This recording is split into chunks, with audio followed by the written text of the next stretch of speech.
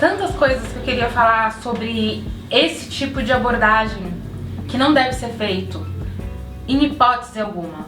Em hipótese alguma, vocês, pessoas brancas ou mesmo pessoas negras, podem virar para uma pessoa negra e exigir que ela se posicione sobre qualquer coisa. Eu não sou obrigada a me manifestar todas as vezes que acontece, ou eu não sou obrigada a me manifestar a cada 23 minutos quando um jovem negro é assassinado, ou quando uma mulher negra sofre feminicídio ou violência de qualquer forma. Isso também é uma militância, porque eu estou dizendo e estou defendendo que eu tenho direito à existência para além da resistência. Por mais que eu ache importante que eu fale e que eu tenha respondido e ficado alguns minutos da minha manhã explicando para essa mulher branca o porquê que ela não pode cobrar da população preta brasileira um posicionamento, uma mobilização como a que houve do George Floyd. Olá pessoal, bem-vindos a mais um vídeo da Preta Também, que essa semana vai falar sobre um assunto, um assunto que não estava previsto, não estava na pauta, eu não ia falar sobre isso. Eu ia trazer dicas culturais para vocês, como eu tenho feito em alguns dos vídeos que eu divido aqui, mas aconteceu uma coisa inesperada e eu resolvi dividir isso com vocês, dividir as minhas reflexões, porque foi algo que me atravessou, algo que me afetou. Bom, nos últimos dias, depois de vários episódios que a gente passou aqui no Brasil, fora do Brasil, George Floyd, etc., de muita dor, para a população negra, com a exposição desses casos de violência policial e com todos os outros casos do racismo cotidiano que nos atravessam, em muitas situações que me fazem sentir uma dor como se tivesse acontecido comigo.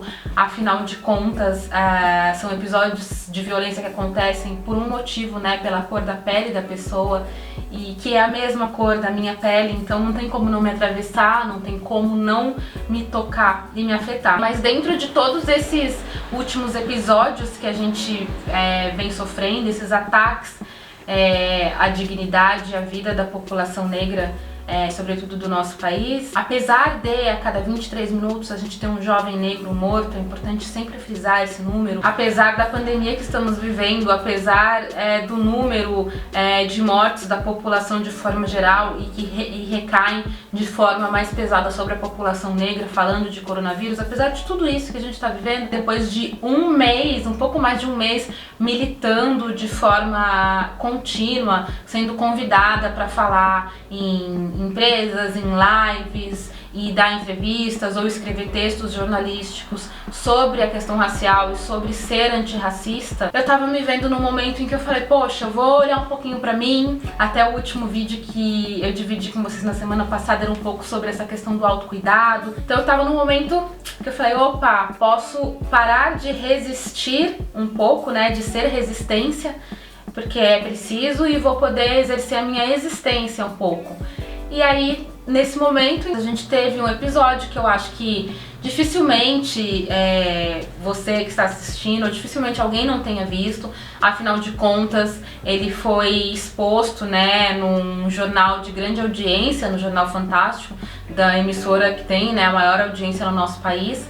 E a gente teve ali a exposição de mais um episódio de violência policial, dessa vez aqui na Zona Sul de São Paulo, um policial pisando sobre o corpo, sobre o pescoço de uma mulher negra, que também soubemos que teve a perna fraturada pela violência desse mesmo policial nesse mesmo episódio, um episódio que aconteceu no dia 30 de maio, mas que veio à tona através dessas imagens apenas agora no início de julho. Bom, eu assisti essas imagens estarrecida, como toda imagem de violência policial contra pessoas, e sobretudo sobre pessoas negras, e ainda mais de uma mulher negra, quer dizer, o quanto que eu me vejo naquela cena, porque ela é uma mulher, uma comerciante, uma trabalhadora que estava levando sua vida com dignidade e que foi violentada ali por aquela força que devia dar proteção a ela. Então, quando eu assisti aquela cena, eu fiquei bastante impactada, bastante chocada,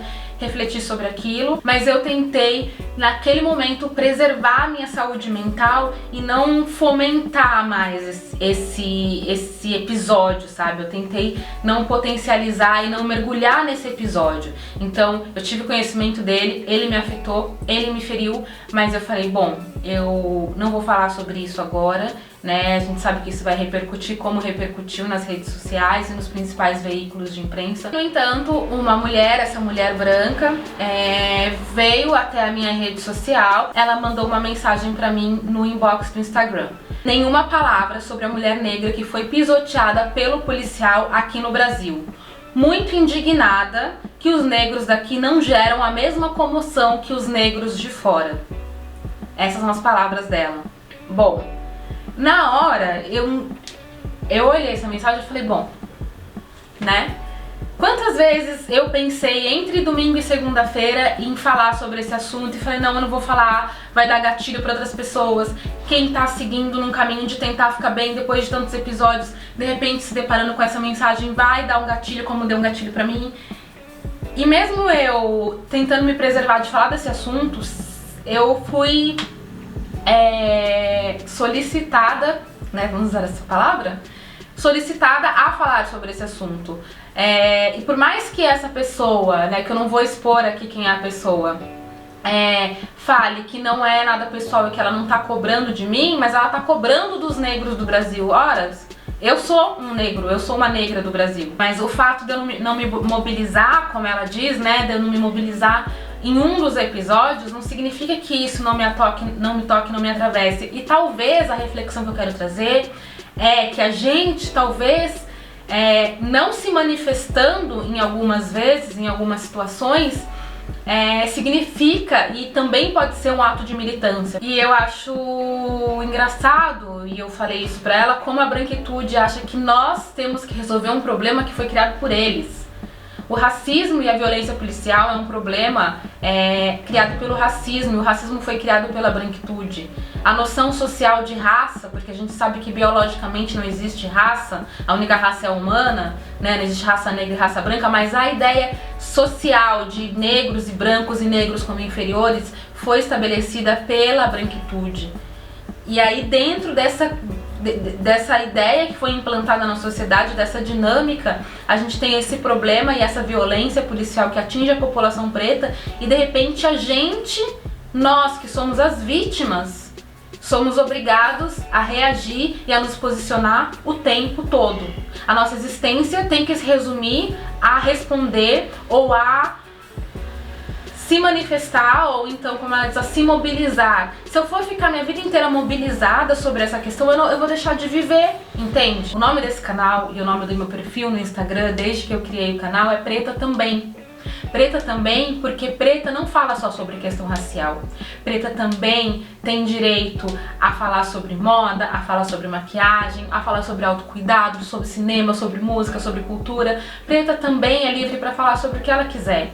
E eu não posso ser obrigada, pela revolta de uma pessoa branca, a limitar o meu discurso e a minha fala a essa questão, por mais que essa questão me machuque, por mais que essa questão seja importante para mim e para os meus semelhantes, eu não sou obrigada a falar sobre ela e muito menos a resolver, porque não cabe só a população preta a promover a mudança. A gente está militando há tanto tempo para promover a mudança, mas nada vai mudar e nada vai acontecer enquanto a branquitude não se mexer, que é quem detém o poder. Então quem detém o poder, ao invés de cobrar de pessoas negras posicionamento, mobilização, ou seja lá o que for, vocês têm que se mobilizar, vocês têm que se mexer, vocês têm que mudar também essa realidade. As questões raciais são um problema criado por vocês e vocês deveriam em primeiro lugar começar a resolver, ao invés de colocar mais esse peso nas nossas costas. É um ciclo vicioso que a gente tenha, que além de sofrer o racismo diariamente, a gente tenha que falar sobre o racismo diariamente e a gente tenha que resolver o racismo.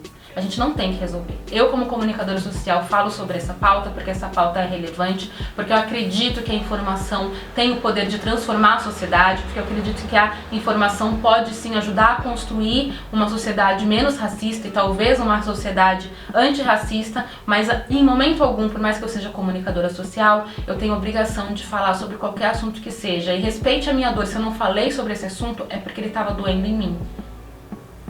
Então, gente, sensibilidade, simancol é o que eu peço no vídeo de hoje, tá? Se manquem, entendeu? Façam a sua parte e se manquem.